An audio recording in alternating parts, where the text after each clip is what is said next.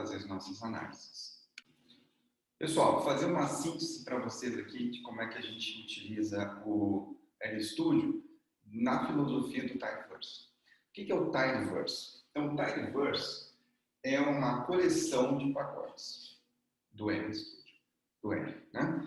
Então, ele é desenvolvido pela empresa RStudio, que tem vários programadores que estão desenvolvendo uma série de pacotes que seguem uma determinada filosofia.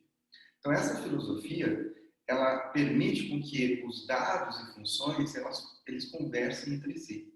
Então, por isso que é chamado Tidyverse, que é esse universo tidy, universo organizado, arrumadinho. Tá? Então, na primeira etapa, o que a gente falou?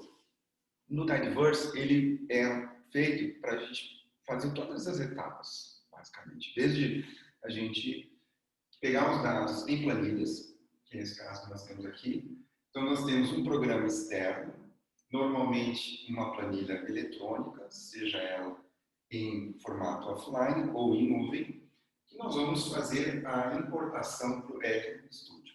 Então, a gente já viu, na parte prática, que existem 3 pacotes que a gente pode utilizar para a gente conversar com esta planilha, com este arquivo aqui. Então, esses pacotes do Tidyverse é o readr. O readExcel não é parte do Tidyverse, mas ele é utilizado também, segue a mesma filosofia de trabalhar com arquivos Excel. O readr para arquivo de texto e o Gsheet é para trabalhar com o Google Sheet, planilha na nuvem. Então, esses 3 aqui, nessa etapa, é chamada de importação. Então, nessa etapa aqui, a gente já tem os dados carregados no RStudio para a gente trabalhar. Qual é a próxima etapa? No momento que eu importo esse conjunto, eu tenho data frame. Então, o objeto, normalmente, o que a gente vai ter nessas planilhas aqui é um data frame. Esse objeto data frame, na filosofia do Tidyverse, é uma table. Tá? É um objeto do tipo table. No momento que a gente tem esses dados aqui, nós vamos utilizar vamos partir para a próxima etapa, que seria a etapa de, depois que a gente importa com esses pacotes e com as funções que permitem a gente ler esses arquivos, nós vamos para a etapa de transformação, organização e sumarização. Aí tem as funções específicas para a gente fazer várias coisas. Então, eu já gravei a aula para vocês, demonstrando o pacote deployar. Então, este pacote deployar aqui, se vocês quiserem falar de Clear, ele serve basicamente para a gente transformar, organizar e sumarizar. O pacote tidyr também tem algumas funções que permitem fazer uma organização. Um exemplo de algumas funções muito úteis que tem no tidyr é quando a gente tem um formato de arquivo de dados que ele vem em formato long, ou seja, a gente tem variáveis, respostas que não estão uma em cada linha, mas nós temos em colunas diferentes. Então, a gente consegue transformar do formato largo, que muitas vezes é mais conveniente para a gente trabalhar no Excel, entrar com os dados em colunas, para a gente ter uma visão horizontal maior, e a gente consegue fazer essa transformação. No Excel, é uma função chamada transposição, transpor dados. Então, a gente não precisa fazer isso. No Excel, a gente vai utilizar algumas funções do tidyr para fazer esse remodelagem desses dados, esse arranjo diferente da gente transformar entre formatos longo para o largo ou vice-versa. Tá? Então, essas são basicamente as funções. No deployer, nesta fase aqui, a gente não está visualizando os dados por meio de gráficos ainda. A gente está visualizando somente os números e fazendo transformações, criando variáveis novas. Tá? Nós estamos organizando esse conjunto, fazendo seleção ou selecionando colunas ou linhas, ordenando. Aí tem as funções lá para cada uma dessas etapas. E a summarize, que é uma função bastante utilizada. Normalmente a gente utiliza uma função chave nesse DP, que é o group by. Então a gente tem a nosso data frame, onde a gente tem uma variável que a gente quer agrupar. Então, variável tem vários níveis. A gente agrupa, aí nós vamos sumarizar, que é basicamente contar quantas ocorrências eu tenho para cada um desses grupos, ou valores, quando são variáveis numéricas, a gente vai ter sumarização estatística, por exemplo, calcula a média, mediana, desvio padrão, enfim, por grupos. Então, isso a gente vai fazer no dplyr também. Depois dessa etapa, aqui é a visualização através de procedimentos gráficos. Aí, a próxima etapa vamos subir aqui, nós vamos ter a visualização. Lembrando que nessa etapa de visualizar, a gente vai estar ainda na fase, essa fase aqui é uma fase exploratória ainda, para a gente entender o conjunto.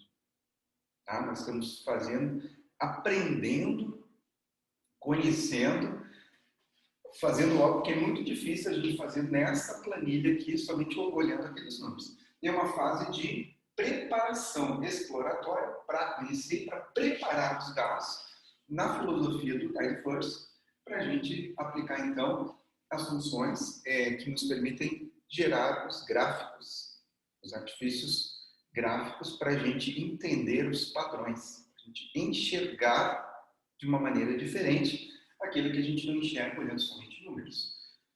Então, no caso de visualizar, existe um pacote chave do Tidyverse, que é o que é carregado, inclusive, quando a gente carrega o Tidyverse, que é o ggplot.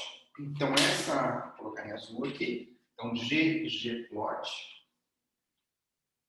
2, né? É o nome do pacote, ggplot 2. A função chave dele, que vai iniciar o gráfico, é chamada ggplot. Então, essa é a função. Aqui nós temos o dplyr no pacote, nós temos várias funções. Então, ggplot 2 é o nome do pacote e várias funções, dentre elas, começa sempre com ggplot. Então, nós vamos ter uma aula, uma prática, somente aprendendo como basicão do ggplot, para depois a gente trabalhar depois de uma maneira mais elaborada, quando a gente passar para a etapa final, lá na frente, que é a comunicação, que a gente vai realmente decidir qual gráfico que a gente vai utilizar para a comunicação final. Aqui é a fase de visualizar ainda para a gente explorar e entender. Para a etapa seguinte, que é a parte dos modelos.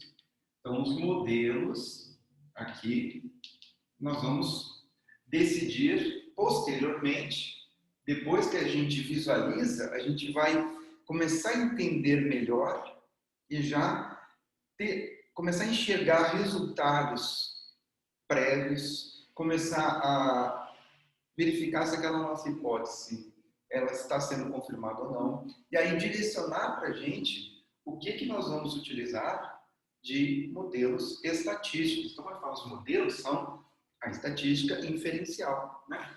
Então, normalmente a gente vai utilizar aqui um método inferencial, que é os chamados testes de hipótese.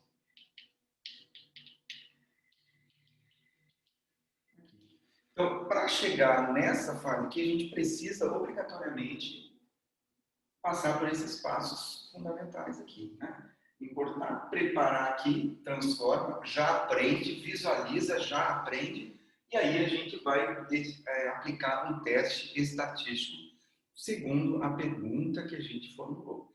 Então, nós falamos já na aula passada que existem vários testes apropriados para cada situação, que depende lá dos nossos dados, lá do nosso experimento, de como a gente fez o delineamento, quais os tipos de fatores, quantos níveis tem, se são níveis quantitativos, qualitativos, de acordo com as nossas variáveis. Aí tem uma série de premissas dos modelos também, que a gente precisa verificar se eu posso assumir que aquelas condições que são requeridas para esse teste eu encontro nos meus dados.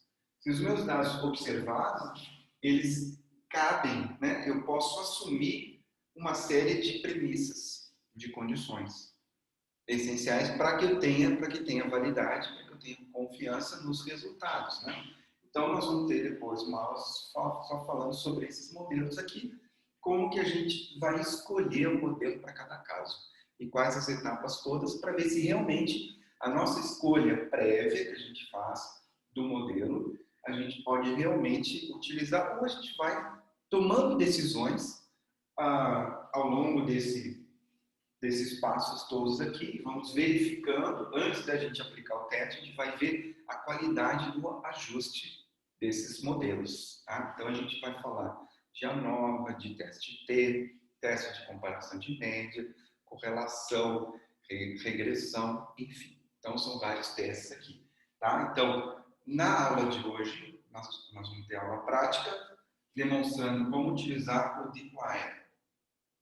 Tá? E aí, na aula seguinte, como utilizar o ggplot.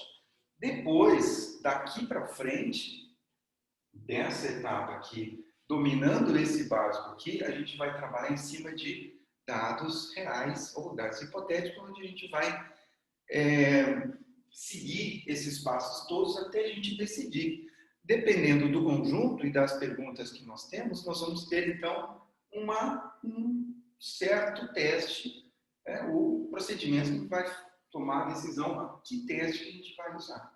Então, daqui para frente, dominando essas etapas aqui, a gente começa realmente a parte inicial de definir os testes, para depois a gente fazer as devidas interpretações. Então, basicamente, seria isso, né, que a gente tem. Depois dos modelos, a etapa seguinte é qual? É a comunicação, né? Então, a gente vai ter a fase de comunicação dos resultados. Comunicação. Então, a gente vai comunicar aqui e aí a gente vai retornar aqui, ó, no ggplot para fazer os nossos gráficos aqui, conforme a situação que a gente tem. Ou a gente vai retornar no dplyr para a gente calcular algumas estatísticas para fazer tabelas. Então, a gente vai ter tabelas ou gráficos. Aí a gente pode retornar aqui, né, para a gente obter esses valores sumarizados aqui.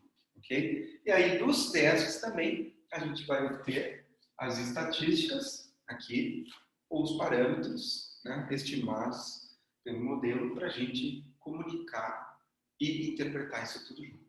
Ok? Era isso aí.